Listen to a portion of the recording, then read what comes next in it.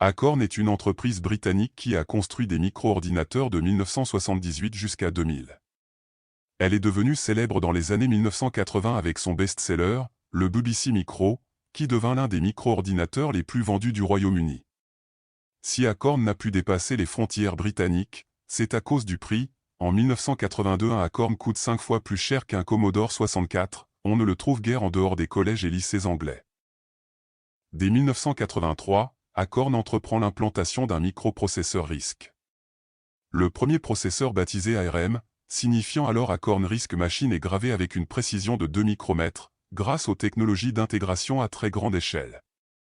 Le processeur modeste avec ses 25 000 transistors, fait des prouesses, 4,25 MIPS pour 8 MHz. Le processeur Motorola le plus récent à l'époque, le MC68020, n'arrive qu'à 2,5 MIPS avec pourtant Acorn Archimède est une gamme d'ordinateurs personnels développée par la société Acorn Computer à partir de 1987. L'Archimède a été le premier ordinateur grand public basé sur un processeur RISC.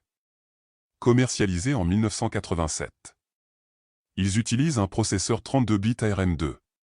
Le système d'exploitation ArthurOS, plus tard renommé RISC-OS, est stocké en mémoire morte, la série 300 avec les A305 et A310, grand public, et la série 400 avec les A410 et A440, destinés aux utilisateurs professionnels.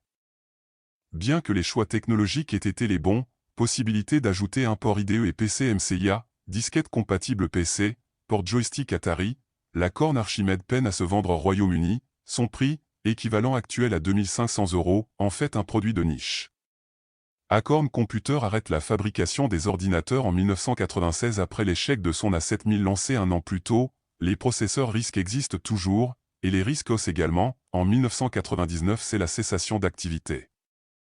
Acorn aura réussi l'exploit de fabriquer l'ordinateur familial le plus puissant jamais conçu, mais isolé par sa propre technologie.